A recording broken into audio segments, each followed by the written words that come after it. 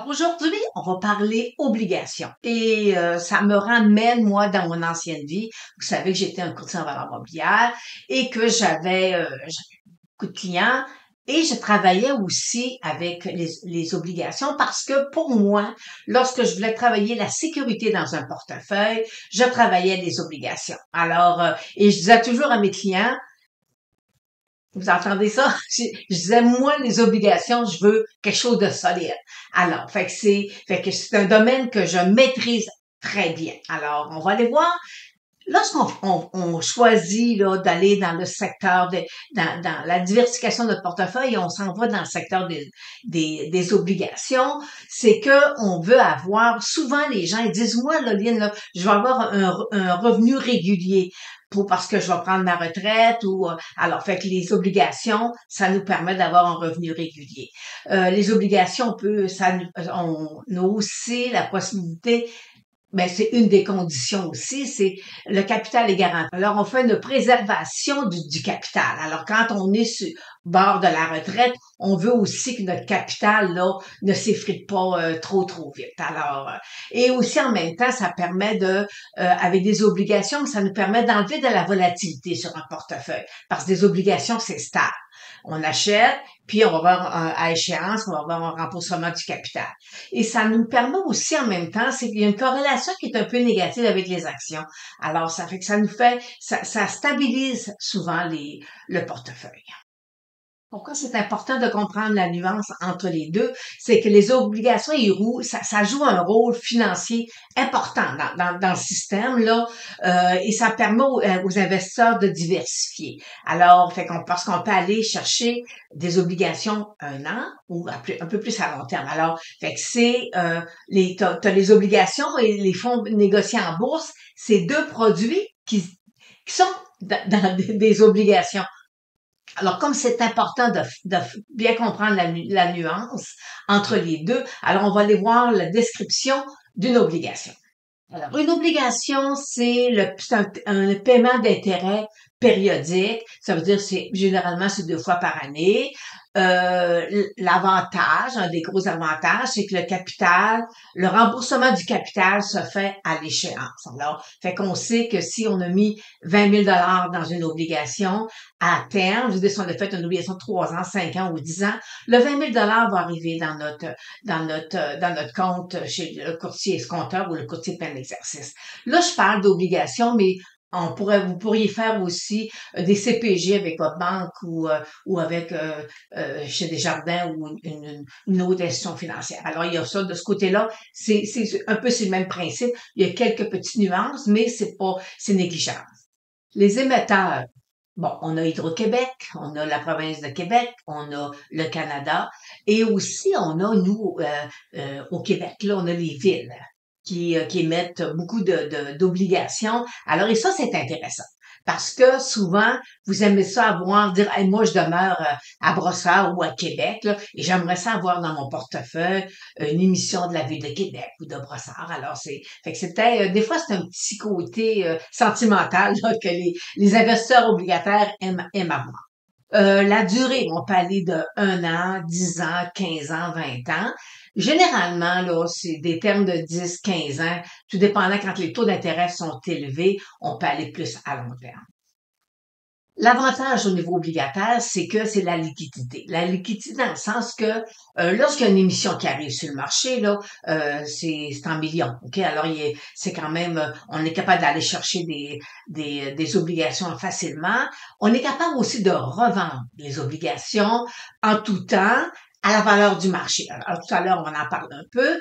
Et fait que ça, c'est un gros avantage. Puis sinon, si on achète une obligation aujourd'hui, puis on est échu dans 5 ans ou dans 10 ans, ben dans 10 ans, il nous redonne notre capital et ça nous permet de réinvestir dans le marché obligataire. Le risque, c'est lié aux obligations si on prend aujourd'hui, c'est toujours la hausse de taux. S'il y a une hausse de taux, ben à ce moment-là, si vous voulez liquider votre obligation, vous allez avoir un prix moindre. Mais si vous la gardez jusqu'à échéance, vous allez encaisser vos intérêts sans aucun problème. Alors, le risque est surtout lié à la hausse de taux. Quand les taux baissent, ben c'est un avantage. On en parlera dans une autre vidéo, je vais vous en parler. Là. On peut aller chercher du gain additionnel avec le marché obligataire. Et pour savoir, ben, si les taux d'intérêt, moi j'ai payé, exemple, j'ai une obligation à 4% et que les taux d'intérêt montent à 5, ben, j'ai une variation de 1%.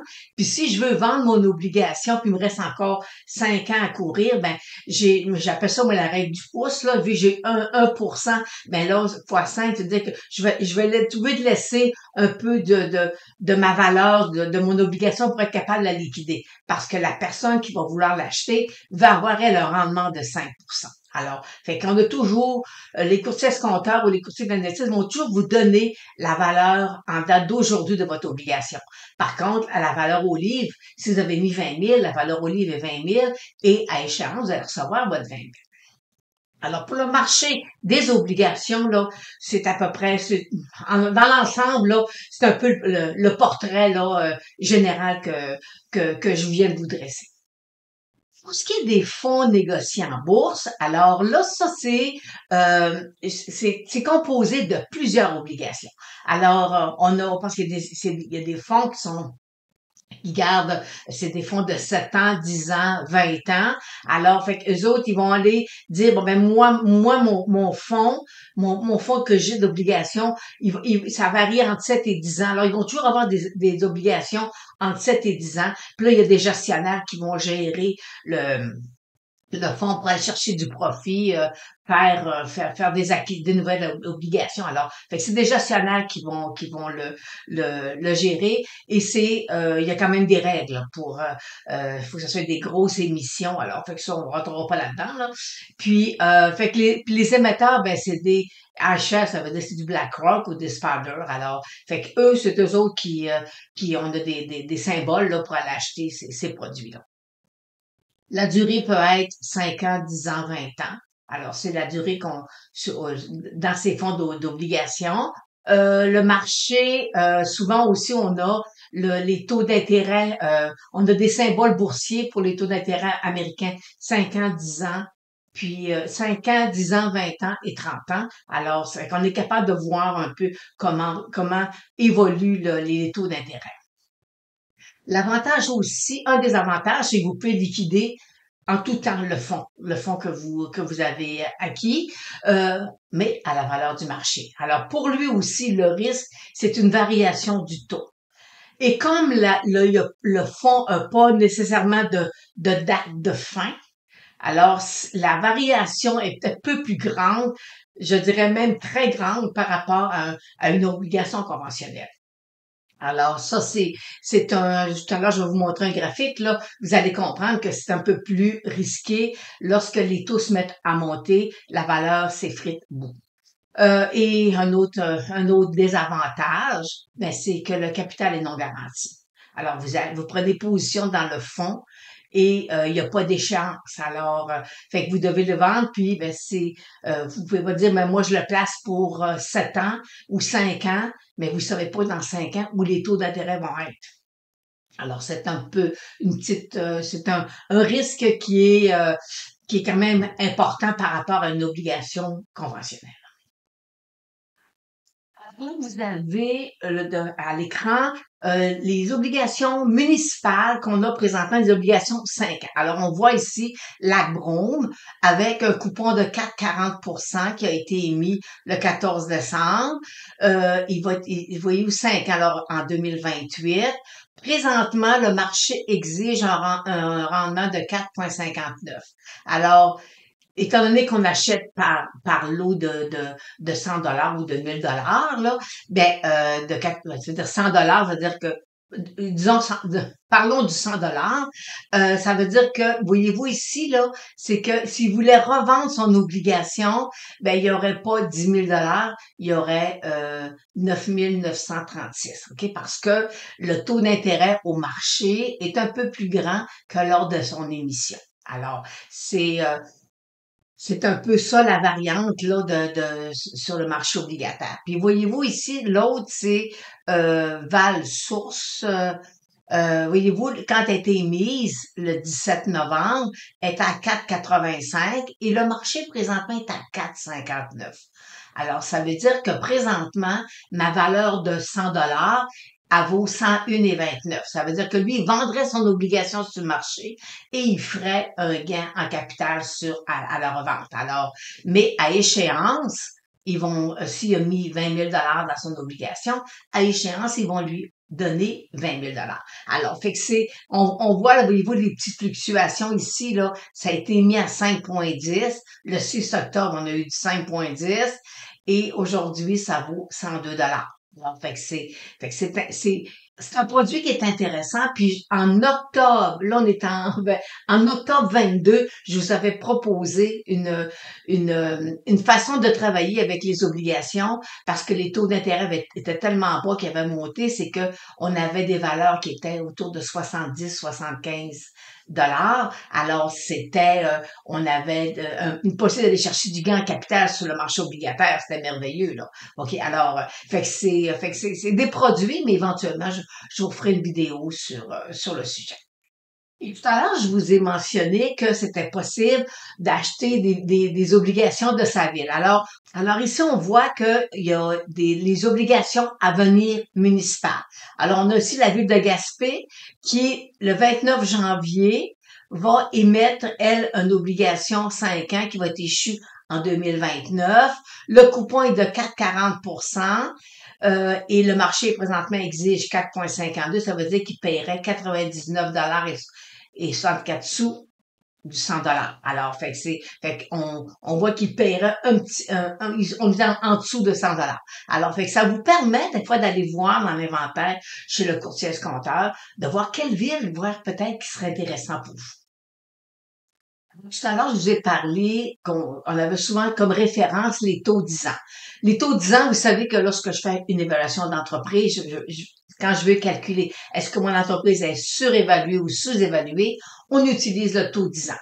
Pourquoi le taux 10 ans? Parce que ça permet à l'entreprise qui a un projet, exemple, qui veut aller chercher du financement pour aller faire un projet, ben elle se dit, est-ce que mon projet va me rapporter plus que le 5% que j'obtiendrais sur le marché avec un risque zéro versus le risque que je prends si je développe un autre produit ou une autre entreprise. Alors, fait que les taux 10 ans, c'est dans le marché boursier, lorsqu'on fait de l'évaluation d'entreprise, c'est important. Alors, vous voyez ici, là, les taux 10 ans, on est monté à 5, plus de 5, on est dans le marché US, OK? On a monté, le plus haut qu'on est allé, c'est 4,97.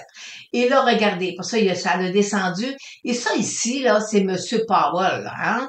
En décembre, là, qui est venu nous annoncer, là, qu'il allait nous faire 3 baisses de taux. Et avant que les baisses de taux officielles arrivent, par M. Powell, le marché l'a anticipé. Alors, on est descendu, voyez-vous, à 3 points, à 3,75%.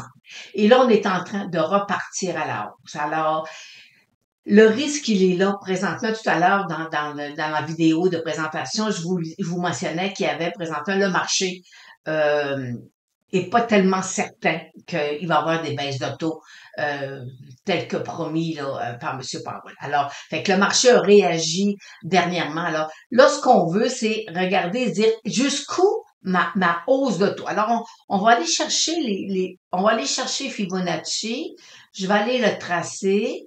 Et là, mes taux 10 ans, j'ai ici, là, il pourrait arrêter à 38 à 38%, à 38, ou aller monter à 50, ou aller poursuivre à 61. Alors, fait que là, on a présentement, là, des hausses de taux, là.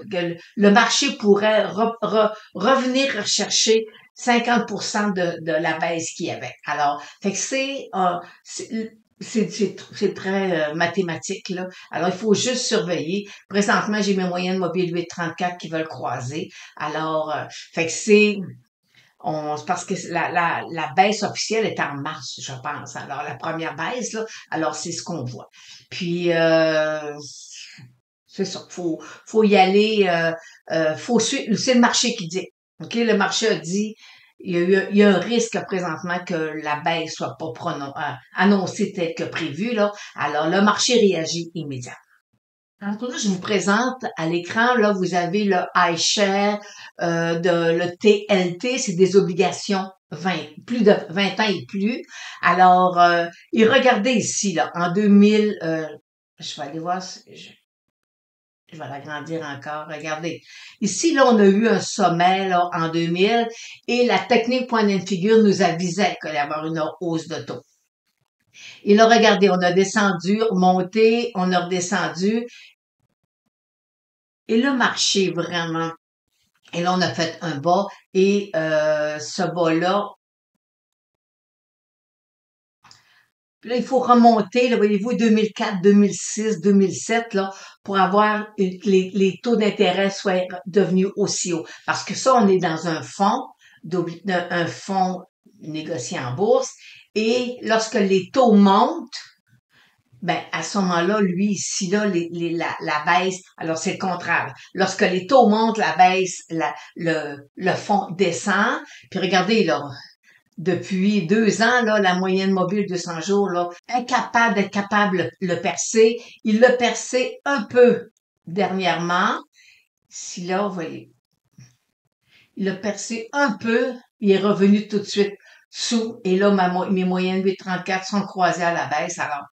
Alors c'est ça, c'est de voir est-ce que le marché va venir ici, là, j'ai un petit support là. Bon, est-ce que le marché va stabiliser là, puis qu'il va repartir? On le sait pas. On le sait pas pour l'instant. Puis, voyez-vous, là, je trace, là, je me dis, bon, OK, j'ai ici, là, je mets cette hausse-là. Présentement, voyez-vous, il est sur le 38%. Le 38% déjà atteint. Alors, est-ce qu'il va redescendre ici, là? Puis s'il casse, généralement, quand il casse 61%, il vient tester un bon. Alors, il faut vraiment là surveiller la comment le marché va réagir. Et quand vous savez quand les taux d'intérêt se sont mis à monter, voyez-vous le fonds là, il est parti de autour d'environ 170 puis est descendu à 80. C'est-à-dire le fonds a coupé de 50%. Fait que vous êtes dans un fonds d'obligation et vous êtes à perte pendant des années. Il y a des risques avant que le fonds revienne à ces niveaux-là, il faut que les taux d'intérêt redescendent. Là. Alors, fait que pour l'instant, les probabilités sont quand même assez minimes là, qu'on redescende à du 2%. Là. C'est un peu, en tout cas, techniquement parlant, on n'est pas capable, le calcul n'est pas là. OK? Alors, on n'est pas capable de le calculer. Faut absolument que le marché revienne tester ici son bas et c'est là qu'on va voir si le marché, les taux vont poursuivre ou il va y avoir une stabilité puis que le marché, il va rentrer dans un range avec des taux en peut-être 3,5, 4,5, là, alors, fait que c'est ça qu'il faut surveiller, mais on n'a rien de gagné pour l'instant. Fait que vous avez devant vous un fonds négocié en bourse. Le plus gros risque, c'est qu'il n'y a pas d'échéance. Alors, vous investissez, puis vous êtes lié au risque du marché. Alors, c'était ça la petite présentation entre une obligation et un fonds négocié en bourse. Une obligation, vous avez du revenu et le capital est garanti à échéance, tandis qu'un fonds négocié en bourse, mais vous êtes lié au marché avec la hausse de taux ou la baisse de taux. Présentement, les gens anticipent que le marché devrait continuer les taux à descendre, alors ces fonds-là vont peut-être repartir, mais pour l'instant, on est quand même dans une partie, c'est un peu, le marché est un peu insécure versus à ce que les taux vont descendre. Lorsqu'on transige des obligations, ben moi, dans mon ancienne vie, lorsque je transigeais le marché obligataire, j'allais avec des titres où je savais que j'allais avoir une échéance et que j'avais un revenu. Puis quand je voulais prendre du risque, ben je travaillais pas avec les fonds d'obligation. Quand je voulais prendre du risque, aller chercher un potentiel de gain, ben j'allais directement chez les actions. Alors, fait que c'est deux produits qui sont différents. Alors, le marché obligataire, c'est de la sécurité. quand on est dans les actions, dans les obligations, puis quand je vous dis obligation, ça peut être un CPG aussi auprès de vos institutions financières. OK? C'est la sécurité dans un portefeuille. Lorsqu'on veut prendre, on approche la retraite. Puis vous savez, il y a la règle aussi qui dit si vous avez 50 ans, vous devriez avoir 50% de votre portefeuille dans le marché obligataire. Bon, ça c'est une théorie aussi. Puis tout dépendant aussi, est-ce que vous avez avec votre employeur, vous avez un bon fonds de pension? Ben à ce moment-là, le risque parfois est plus facile de prendre du risque à l'extérieur parce que vous avez déjà un revenu garanti là, lorsque vous allez prendre un retraite. Alors, fait que c'est le marché obligataire, c'est un super de beau produit pour les gens qui veulent avoir du revenu et de la sécurité et une paix d'esprit en même temps. Alors, sur ça, ben, je vous souhaite de vous trouver de beaux produits sur le marché obligataire.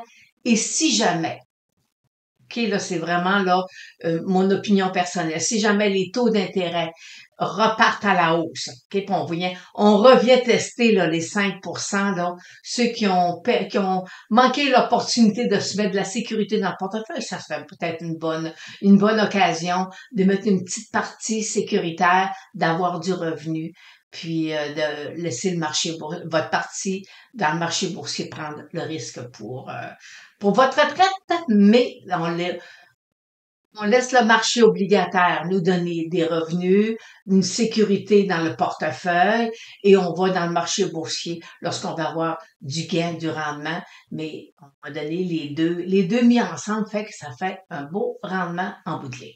Alors sur ça, j'espère que vous allez vous trouver de très belles obligations municipales.